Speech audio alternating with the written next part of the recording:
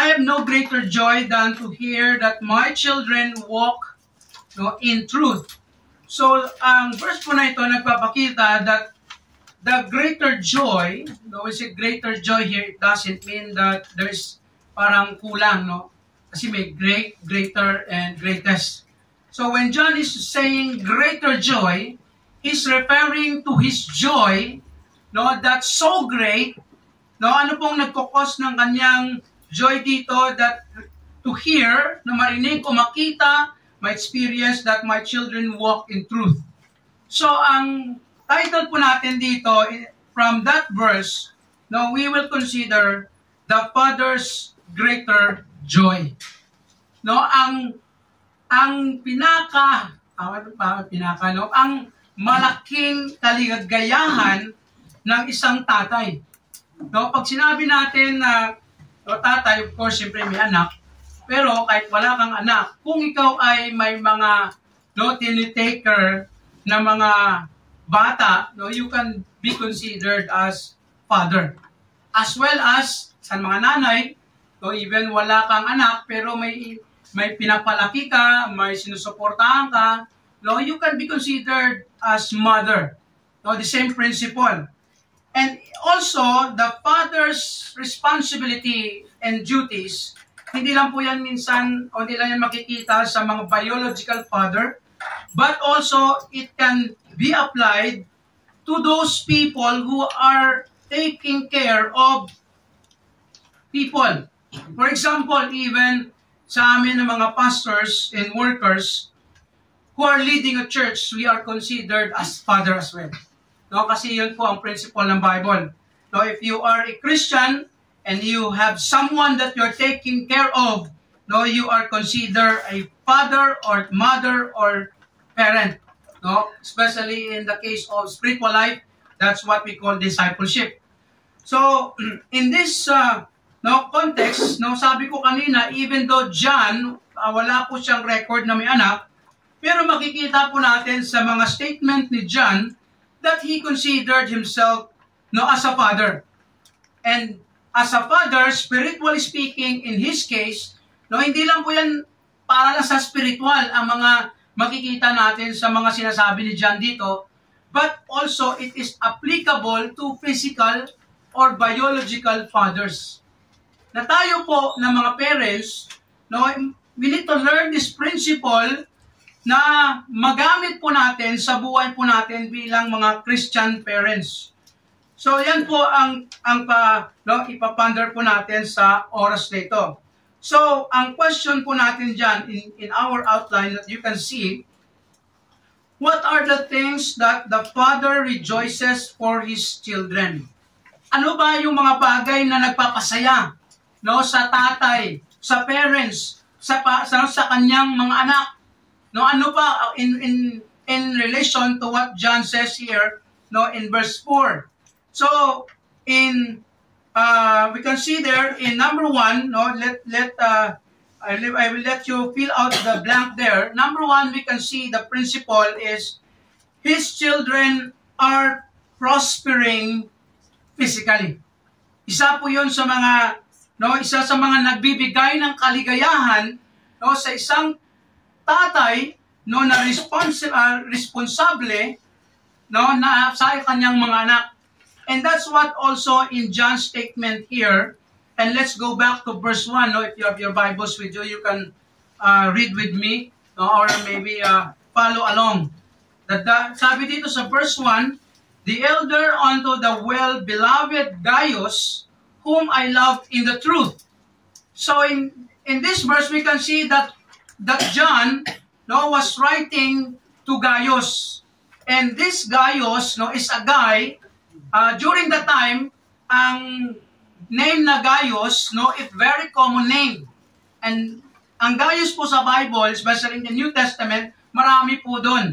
Sa Acts, no, sa kay Paul, meron po siyang na-mention din na Gaius, no, sa Acts at saka sa time no, na companion nila ni Paul o na believers din. And sabi, or most of the commentators believe that this Gaius is different from the Gaius that mention ni Paul. no, o nakasama nila ni Paul, o na-encounter ng mga follower din ni Jesus. And most commentators believe that this Gaius was a person that John discipled or na-convert in the ministry of John the Beloved. And that's why John wrote this letter to him and addressed him, well beloved.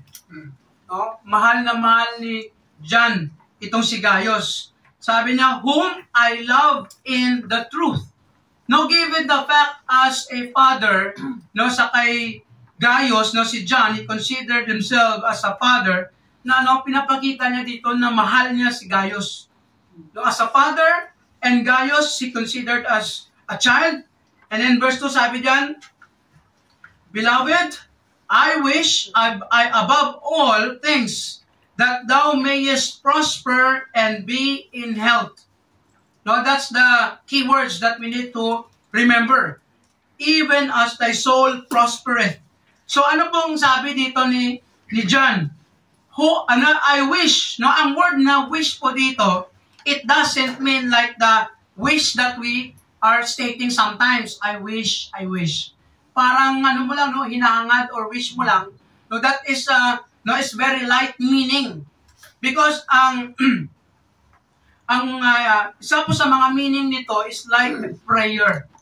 No, it means it is a desire, a longing, no, an aim, a goal for this person. Sabi niya, thou mayest prosper and be in health. So ang word dito na prosper, medyo misinterpret po ito ng iba na akala nila or iba ginagamit po ito especially sa sinasabi na prosperity gospel. No, if you familiar with the name or with that group, prosperity gospel, it means they are teaching people, that you will be a millionaire. That God wants you to be prosperous, to be rich, to be millionaire. That's the prosperity gospel. And marami po yan ang lumalaganap, especially in the western area. Isa po doon na napanood at narinig ko rin at makikita din sa social media, ito si Kenneth Copeland. Kenneth pa naman, magkapares pa kami ng pangalan. Sabi ko, loko-loko to. No? Kasi sa kanila, grabe yung emphasis at saka ginamit po nila yung verse na ito na parang promise. Na parang, dito, promise ni Lord na maging prosperous kayo. It's not a promise. No, it's a prayer, a desire, a longing, an aim that you will be prosperous, not specifically, in financial, but we can see here, most especially in health. Actually, ang prosper po dito, according to many commentators, ang ibig sabihin dito ni John is, as you go along, as you serve God, as you follow God, you will be prosperous in the things that God wants you to do. So that's what most probably na minimin dito ni John. And specifically, sabi niya, and be in health.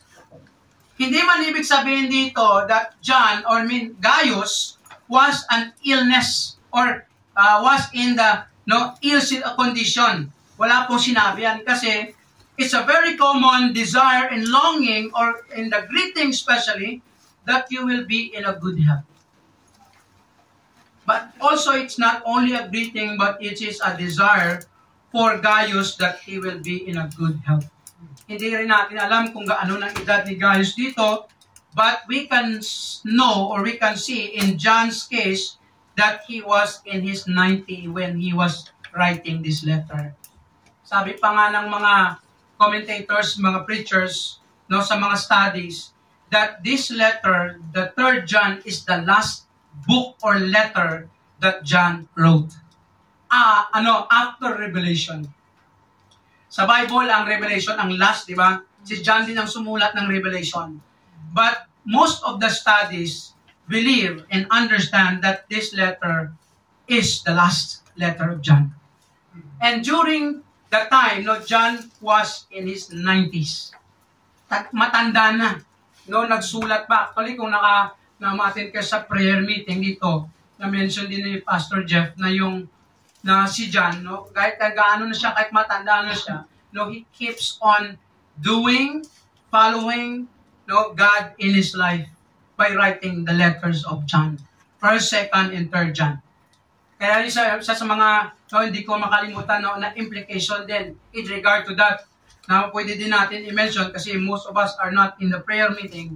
No matter how old you are, God wants us to serve. Amen. There's no retirement in serving God. So that is the implication. But let's go back now to this desire and longing of John to Gaius. So in other words, his children are prospering physically. No, ito po talaga ang isa sa mga desire din ng parents. Ay, tayo po ng mga parents, sino po pa sa atin na masaya na kita natin yung anak natin, no, nagsasuffer ng mga illnesses or whatever pains, right? No, pag nakita mo na may sakit, no, nasasaktan, nasasaktan ka rin. Especially if you see your child na, no, parang, nagsasuffer or something, makikita mo talaga na, no, hindi maganda ang kanyang kondisyon. Especially yung pag nakikita mo yung anak mo na malungkot, masaya ka ba? As parents, of course not. And that's why we can see, of course, very common na po ito sa atin. We understood this because we are parents, as parents, sa mga parents may mga anak, no, na makarelate po tayo. Kahit nga sa walang anak, makarelate din sila eh. So, kung ikaw may inaalagaan, no, na mahal mo, like I considered as your child or children. So, how to become prosperous in physical life? Ito na yung mga question na, okay, alam na natin, marami tayong guidelines na makikita in the internet, marami tayong maririnig na sari-saring mga guidelines in regard to, to have physical life, wellness, sabi nila. Dami pang mga offer para sa atin to be, in a good health. Yun lang medyo ang delikado lang kaso sa panahon natin ngayon. No, marami at may mga offers na sometimes, parang ma-entice ka. Na talaga, ito, ganito, ganyan. Yes, there are many things that it is true. Marami pong mga offers na wellness product, whatever product na nakakatulong. Especially yung mga, actually, I believe man talaga sa tawag nating herbal, na mga supplement or something, especially yung organic na tinatawag, It's really believable in the sense that God created everything, especially yung mga tanim-tanim na yan, everything or most, hindi man siguro all, but may mga medicinal content na ginawa ng Diyos yan. But the problem is, kailangan pa ng mga deep research kung paano mo siya ipaprocess. And that's why marami naglumalabas na mga product that will help us to be well physically. But the problem is, sometimes, may merong ding tao na mga loko-loko, nasasabi, ito, alam niyo, minsan may mga offer pa dati na nagbubuhay ng patay ng loko ko. Narinig niyo yun? May mga, ewan ko, sa akin kasi meron kaming dati na, siguro mga 8 years ago, talagang merong mga product na ganun, ito, ipatak mo lang sa kuko mo na, yung baog, ganun tawag, saan sa inyo yung patay na kuko? Ipatak mo lang daw, mabubuhay ang kuko mo. Sabi ko, grabe na product na yan. Parang milagro. So, mga ganun. Tapos, actually, networking. Pagkatapos nun, marami may nagte-testimony. Alam nyo ba minsan, may mga product naman na ang ganda. So, umpisa. Yes, umpisa. Diba? Wow, grabing effect. Ang ganda ng feeling ko. Ang ganda. Gumaganda ako after 1 month, 2 months. Meron pa nga nag-vlog na sabi niya, yung mga serum. Kumagat yung serum. Alam niyo, hindi naman alam kung totoo yun, pero sa mga nag-review ng 28 days, 30 days, yan ang effectivity niya. After that, wala na. According to that. Pero, pag hindi ka gumagat ng serum, forget it. Anyway, wala tayong pakialam dyan. So, ang mga marami pong offers, but you know what? The basic thing that God gave us to have a physical wellness, of course, we will consider lang this, yung mga basic na ito, as we know, proper eating. Diba? Proper diet. Yes. Habang nagme-meditate ako nito, sabi ko, patay tayong lahat dito. Parang, of course, may mga sa atin, siguro may mga iba sa atin na talang well-disciplined talaga. Dapat itong kainin ko, ito lang everyday, ito lang. May mga taong ganun eh. Yes. Pero pag ikaw ay wala ka ng choice eh.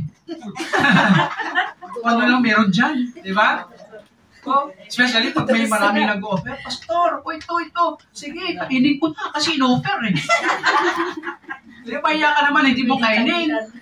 So, yun, actually, yung proper, yung simple lang talaga na way that God gave us, in a common sense, even we can learn, is proper eating, actually, word diet. Proper diet. Na, alam mo kung anong kakainin mo, or may control ka sa sarili mo, especially in diet. Alam mo naman may high blood ka, patay pa na yung kain ng baboy. Ng lechon. Hindi lechon ka rin. I mean, di ba? May mga ganun eh. Na talagang, alam mo naman diabetic ka, pero ang grabe ka naman mag-sugar. Parang di mo maiwasan yung coke. Kaya lalo pa tayong na diabetic. Kaya napaaga yung buhay. So, yun po mga common sense po natin. But, of course, ang proper diet, siyempre, sabi nila, dapat may proper time ka rin kumain, may mga set of time yan, may mga studies eh. Paano pag night shift ka? Iba na yung diet po. Sabi ko, patay tayo dito kasi kami, ganun din eh. Iba-iba pa yung lifestyle namin. Pero sometimes, wala ka kasing choice, na talagang, siguro may mga alternative naman yung Panginoon na binibigay that you need also to work it out. But one thing is, you need to have a proper diet. Pero pag wala ka ng choice, sige lang, kain lang. Kung mamatay ka man, hindi patay ka na. Yung ganun eh. So as much as possible, God wants us to really control ourselves, especially in eating, or whatever things that we eat, we drink, kasi part po yun ng discipline that God wants us to have. Kaya minsan, or most of the time, nagsasuffer din tayo because of our lack of discipline. Yes. Sa pagkain. Totoo yun. Kaya po, talagang nag-sore throat ako. Ilang beses na ako nagkaroon ng, mabilis akong natamaan ng sore throat nung last few, pagdating ng mga pamilya ko, may sakit ako dito. Bago sila malis, may sakit ako dito. Chocolate pa more. Alam yun, di ba? Walang disiplina. That's part of the consequence. And that's why God also is teaching us to, stop muna. Yes. Gusto kong kumain ng chocolate, mayroon eh. Masarap. Pero kailangan mong tumigil muna. Saka yung kinakain mo ng mga hindi maganda, especially pag may sore throat o ubo. So yan po, proper eating, very simple lang ito, i-run through natin. Proper exercise, medyo karamihan sa atin dito, wala nang exercise, tulog na lang ng tulog. Hindi. Of course, sa atin nagtatrabaho, ang trabaho natin, part na natin, ito na po exercise ko eh. Di ba? May ganun tayo. Pero hindi yun. Hindi siya acceptable, parang hindi siya fully na nakakatulong, parang kulang, kulang, kasi ang advice talaga, dapat may exercise ka, may walking ka, may running ka, may anong klase. Maraming way to exercise, indoor, outdoor, gym, whatever. Ang problema natin ay wala nang oras. Sobrang haba sa trabaho, tapos marami ka pang extra, wala nang exercise. Katulad sa akin, parang wala nang exercise, pero simple, nag-bike naman ako. Counted na yun. Yes. Counted na yun. Kaya minsan yung pasalamat mo sa Panginoon kasi meron kang mga other ways that your body is working. Moving. Because it really helps your body to get well, to be strengthened. Even though sometimes may mga unavoidable na mga illnesses sa buhay po natin. Na parang hindi mo naman, disiplina naman ako, bakit nakasakit pa rin ako? May mga ganun eh. Minsan nagka-question ka, saan magaling sakit ko na ito? Hindi galing sa'yo. No? Galing sa God allows it to happen. No, but most importantly, that God wants us even to have a proper exercise or talagang nagmo-move ang katawan natin. Iba naman, sobrang exercise. Exercise na lang, exercise na sobra na nag-exercise. Mayroong iba nga, sobrang exercise, hindi na nakagising. Kaya mag-ingat. No, so, I mean, may mga ganun eh. May mga, laki-laki na katawan nun, hindi nakagising. Hindi natin alam kung anong reason doon. No? But what matters most is that we need to learn how to, hindi naman siguro kasi kung ikaw ay talagang marami kang ginagawa na parang wala ka ng time talaga formally or regularly to spend. Pero may mga na parang minsan considered na lang ang ginagawa natin, especially sa trabaho, habang naglalaba ka, exercise na yun. Kung ano-ano na lang yung, minsan kung nandun sa amo, minsan, ginagawa na lang natin na parang ini-integrate na lang natin ang exercise sa mga daily tasks natin. That is good. It's part of it. Actually, that's God's wisdom din sometimes. Di ba? Ano pa yung mga ginagawa mo na mga nag-move yung katawan mo habang nagmamat ka dyan? Pwede mong gawin exercise. There was a time na talagang habang nagmamap ako, Lord, parang pinipil ko talaga yung map eh. Sabi ko, makita ko siguro ko doon sa CCTV, baka makita ako dito ng mga tenant. Ano ginagawa niya dyan? Kasi talagang pinipil yung map eh. Parang, Lord, dito yung discipline ko. Actually, that's you can integrate those things. Ay, hirap naman yung taong tamad talaga. Upo lang ng upo, kahit sa trabaho, upo. Yung wala ka lang ginagawa. Parang alam mo yun, yung talagang taong tamad, mabilis umuwi sa langit yun. Pag Christian. Pero pag hindi Christian, impyerno yun. So, delikado. So, proper exercise, let's live it. Kasi alam po natin, may mga formal and informal way of doing it. Ang mga bagay na yan. And of course, ang lastly, medyo tagilidin kami dito, proper sleep. Proper sleep. Ito yung kalaban natin dito eh. Diba? Okay lang trabaho nyo sa umaga, sa hapon. Sa amin kasi kami, changeable yung time namin. Especially kami ni Brother Leo. O sino pa din dito yung mga international schedule. Panggabi, pang-umaga, pang-hapon. Yung iba kahit pang-umaga, gabi, di pa rin tulog. Kasi, iba pa. Kaya alam nyo, proper sleep, ibig sabihin, we need to spend or give time to rest. Trabaho 12 hours, tapos ang 12 hours mo na natira, of course, sometimes, pastor, walang magagawa, kailangan talaga magtrabaho. Kahit 4 hours lang para sa pangangailangan. Sige lang okay lang yan. Isip mo na lang yun. We can relate to that. Sabi ko kagabi habang, kasi di ba, nagsasuffer ako ng physical, sabi ko, Lord, mamamatay na ako dito, Lord. Kasi siyempre trabaho ko, gabi. Tapos siyempre, according pa naman sa studies, pag gabi, actually, ang tawag sa night shift is graveyard schedule. Graveyard. Ibig sabihin, graveyard kasi mas mabilis ang tao mamatay sa gabi ng trabaho. Totoo yun sa study. Kaya, mauna na ako sa inyo. Sabi ko, Lord, Lord, pakakunin mo na ako, Lord, dahil sa sitwasyon ko na ito. Sabi ko sa Panginoon kagabi actually, habang nagtatrabaho ko, kasi nagsasuffer din ako ng init, para matagal mawala yung. Tapos ang init pa lang, pawis ka ng pawis anytime. Nakaapat ako ng damit everyday. Palit ng palit. Dahil sa konting galaw mo lang, puno ka na ng pawis. But good thing is, it will help if you can sleep. Yes, sleep. How many hours? Sabi nila 6 to 8 hours. 4 hours. 4 hours, kulang yan. Kaya dapat may mga 4 hours na lang. Pero bawi-bawi man minsan, Pero pag yun yung schedule mo, kasi wala na magagawa. Sige na, kung ano na lang yung effect dyan.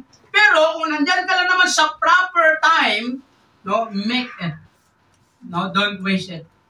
Ang problema mo lang yun pag hindi ka makatulog. Lagi kang insomnia kasi problemado ka. mag-sleeping pills ka. Ay, din. No, iba sleeping pills, sabi na, sleeping Sign of pills, walang aging. effect. No? Sabi ko nga sa, last time, no, may sleeping pills dito, si Pastor Jeff, di ko na mention, di ko na set. Sabi, may sleeping pills na sila ni Pastor Jeff na nakuha sa work. Tapos, inofera ni Pastor Jeff si Roderick, gusto nag-sleeping pills siya ng ng isa. Hindi mo na akong patulog. Kasi yung kasama ni Pastor Jeff, ata sabi niya, share ko lang to. Na nag-sleeping pills daw siya, maganda daw yung effect sa kanya. Sa kasama ni Pastor Jeff na yung kasama sa work. Sabi ko sa kay Mrs., kaya mo na, wag ka na sleeping pills. Kasi yung sleeping pills, para lang yun sa mga, ako na-design yung sleeping pills, sa hindi makatulog, sa mga depressed.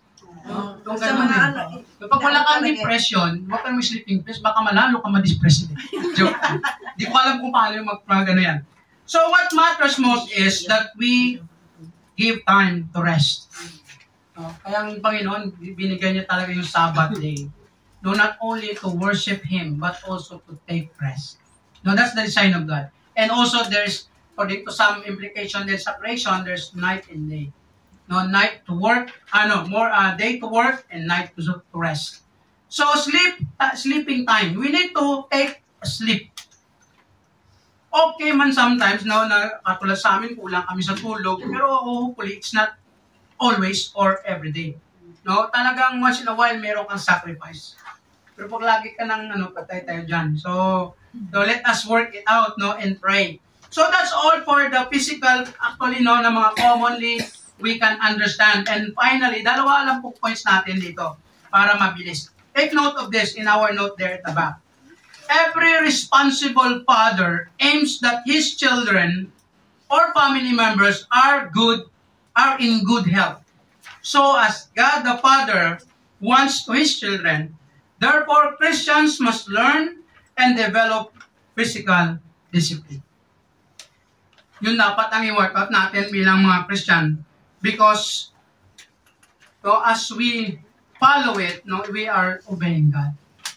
Ang problema lang minsan sa atin, no, pag malagay ka sa mga sitwasyon na talagang, no, kain, hindi ka nakakain. Bakit? Marami kang concern. So, instead na kumain ka ng masarap, kumain ka na lang ng kung ano-ano dyan. No, yung mga taong ganun. Yes, they are suffering, they are, talagang sacrificing for the good or for the need of his family members. That's part also of the sacrifice that we can do as parents. So, that's why as Christians, we need to develop it. Learn and develop physical discipline. And secondly here, that his children are prospering spiritually. Ito yung medyo, isa sa mga focus dito ni John sa kanyang letter.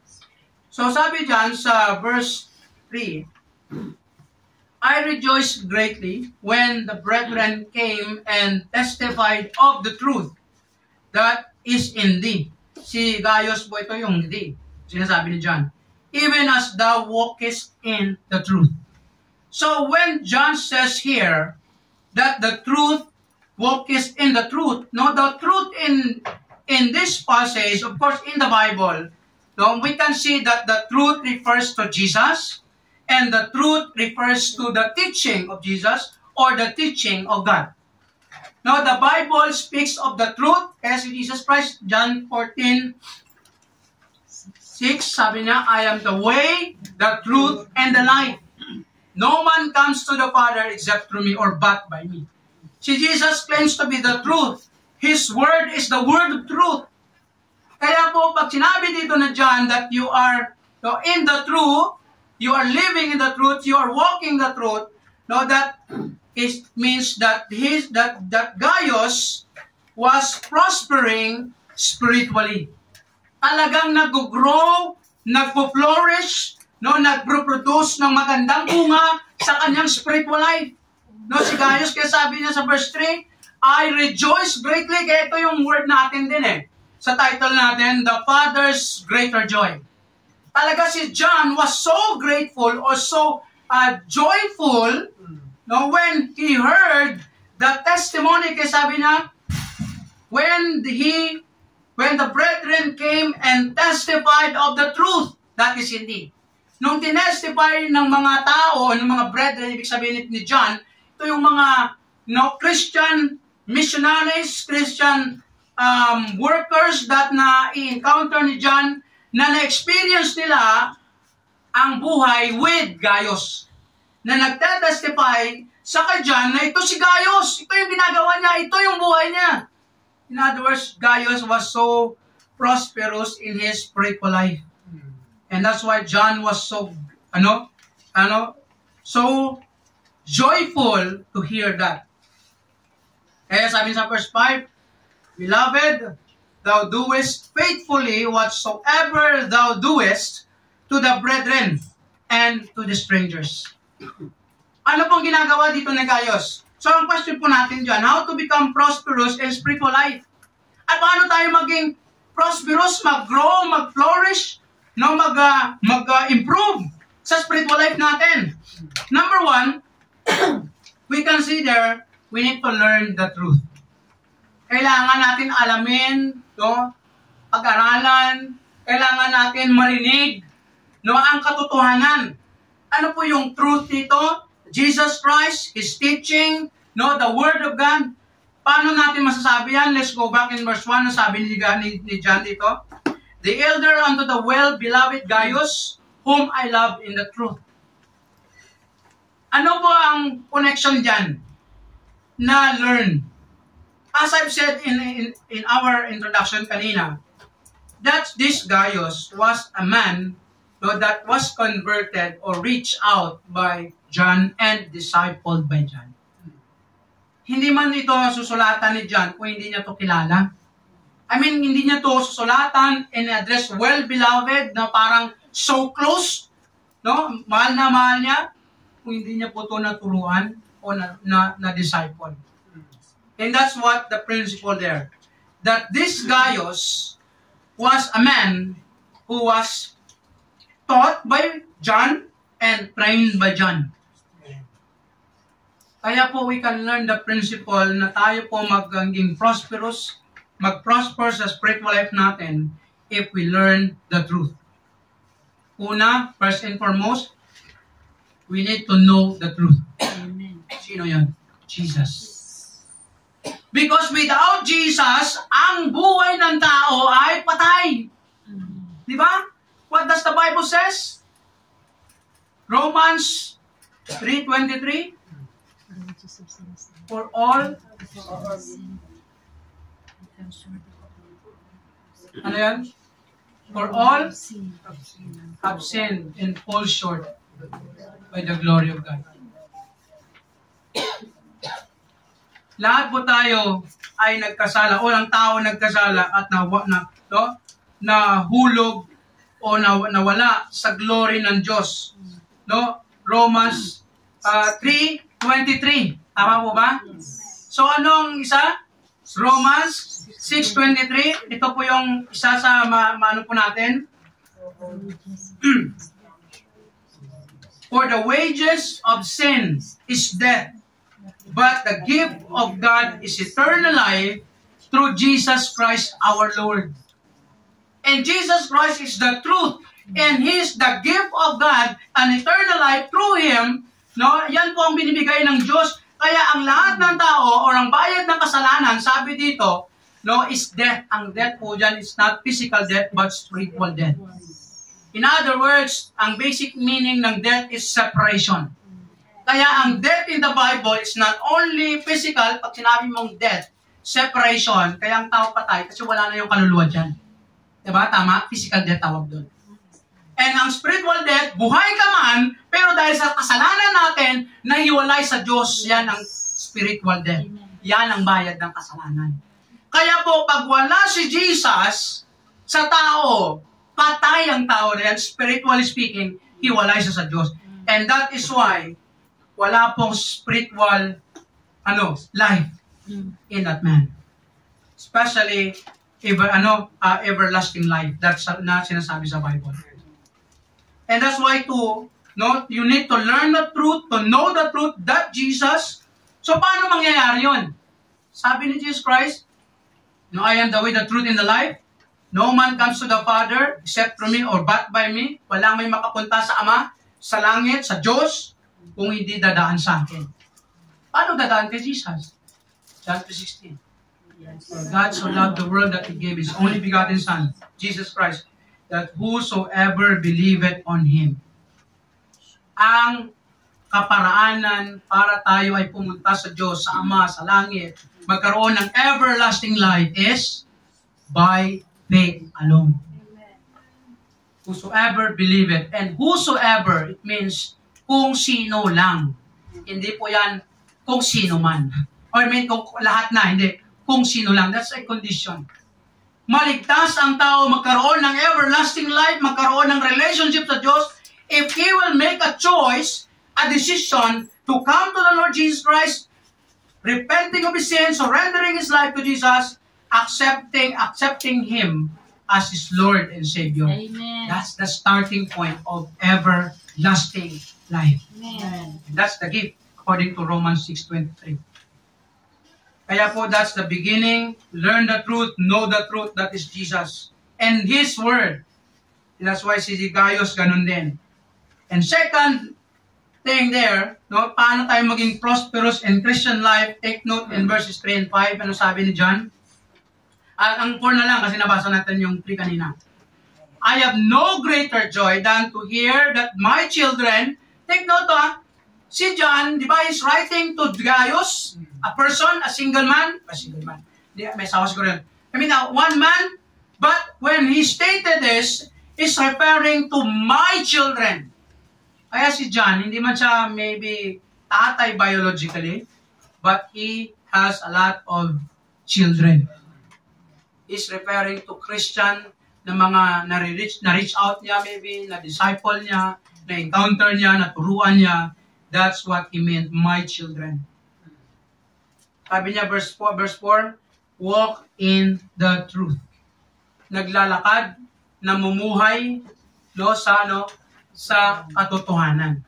And that truth is Jesus and the Word of God. Yes. And that's the joy of a father. And that's the joy of a parent. And take note, ano po ginagawa ni Gaius? Verse 5. Beloved, thou doest faithfully whatsoever thou doest to the brethren, to the Christian brethren, no, sa church na yan, and to strangers. Ang strangers po dito, I believe na ang ibig sabihin ng strangers dito, ito po yung mga Christians, na mga missionaries, yung sabi nila, itinerary Christians or something, mga like missionary in our term. Yung mga pumupunta sa ibang lugar, tapos nag-preach, nag-teach, then, tapos niyan, pupunta naman sa iba. Kaya itong sabi niya dito na strangers, ito po yung mga Christian strangers, no, sa time, sa place nila ni Gaius, na anong ginagawa niya? Tinitaker niya. Part of his ministry. Kaya po titingnan po natin, ang word po dyan is labor for the truth. Makikita po natin kay Gaius, not only he learned the truth, the second there, labor for the truth. And grabe yung kanyang ministry in verse 5, sabi nga ni John dito, thou doest faithfully. Talagang grabe yung faithfulness mo in doing it. Sabi niya, whatsoever thou doest to the brethren, to the Christian brethren in that place, and to strangers. In fact, in verse 6, makikita po natin, which have borne witness of thy charity before the church, whom if thou bring forward to their journey, ito yung nagtatravel sila, after a godly sword, thou shalt do well. In other words, in order for us to be prosperous spiritually, you will need to labor faithfully. Labor for the truth, for Jesus, for God. We need to serve other people. Christian, most especially. Eh, di ba sabi yan ni Paul din sa Galatians?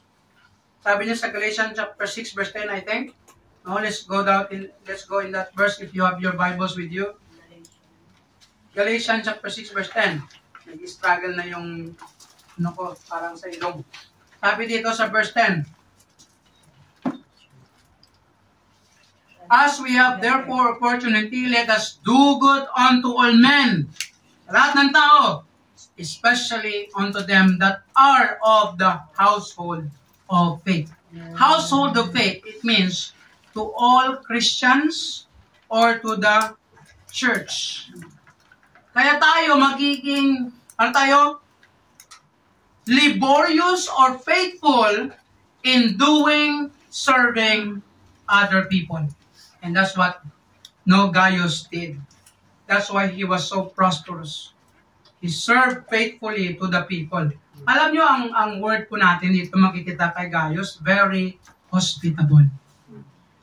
Sino yung mga Christians, tinitake care niya, kahit hindi niya kilala, basta Christians.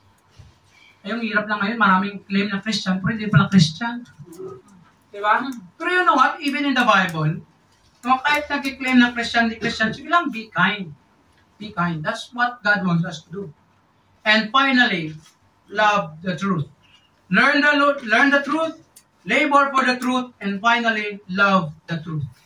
Ano pong ibig sabihin natin? In verse 6 to 8. Hindi lang po basta nagsasacrifice ka, nag-serve ka, we need to have love for it. Kaya po dito sa verse 6, verse 7, verse 6, which have borne, nagpakita ng born witness of thy charity before the church. Halaga nakikita yung pagmamahal ni Gaius sa church. And when we say the church, the Christians, we consider also that's the truth. Because that's what's also the commandment, the call of God to all of us to love people. Love Christians and love the truth. Do you think if Gaius doesn't love the truth, he will do this? Of course not. And do you think if the people doesn't see his love for the church, for the people of God, for the ministry, do you think these people will testify? I don't think so.